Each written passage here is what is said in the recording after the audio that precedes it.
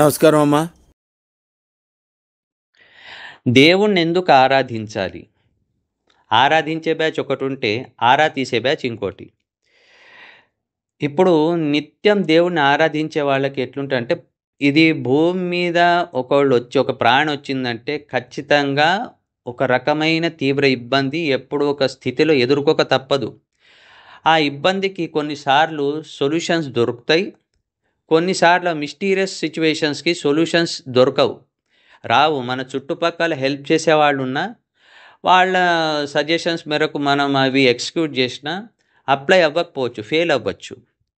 ఆ మిస్టీరియస్ సిచ్యువేషన్స్కి ఏం చేయాలో అర్థం కాని సిచ్యువేషన్ వస్తుంది ప్రతి ఒక్కరికి. సో నిత్యం దేవుణ్ణి ఆరాధించేటోళ్ళకి ఎట్లుంటాయంటే, ఆ మిస్టీరియస్ సిచ్యువేషన్లో సీఎం రిలీఫ్ ఫండ్ లెక్క కొంచెం రిలీఫ్ ఇస్తాడు అన్నట్టు. వాడికి ఒకవేళ ఆ సిచ్యువేషన్లో వాడు 100% మునిగిపోయేటట్టు ఉందనుకోండి, నిత్యం ఆరాధించేటవాడికి ఒక 50% రిలీఫ్ ఇస్తాడు. 50% తప్పదు, నువ్వు ఈ శిక్ష అనుభవించాలన్నట్టు ఇస్తాడు. అదే ఆరా తీసే బ్యాచ్ని 100% మునిగేటట్టు చేస్తాడు. దీనికి రెఫరెన్స్ సత్యనారాయణ వ్రత కథే రిఫరెన్స్ మనకి. అందులో ఉంది కదా, మామ అల్లుడు వ్యాపారం చేసుకొని బాగా సంపాదించుకొని మూటలో మంచి సొమ్ము అంతా మూట కట్టుకొని నావలో పెట్టేసుకుంటారు.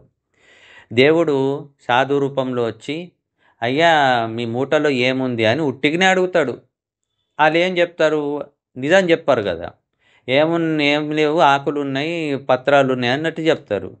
వెంటనే తథాస్తు నీ వాక్కు నిజమవుగాక అని అనగానే వెంటనే వాళ్ళు పోయి చూసుకుంటే పత్రాలు ఉంటాయి, ఏముండయి, మొత్తం సొమ్ము అంతా మారిపోతుంది. సో అట్లా ఆరాధించేవాడికి ఒక రకంగా ఉంటుంది, ఆరా తీసేవాడికి ఇంకో రకంగా ఉంటుంది. అట్లుంటుంది అన్నట్టు దేవుడితోని. చాలా అదృష్టవంతులు అండి.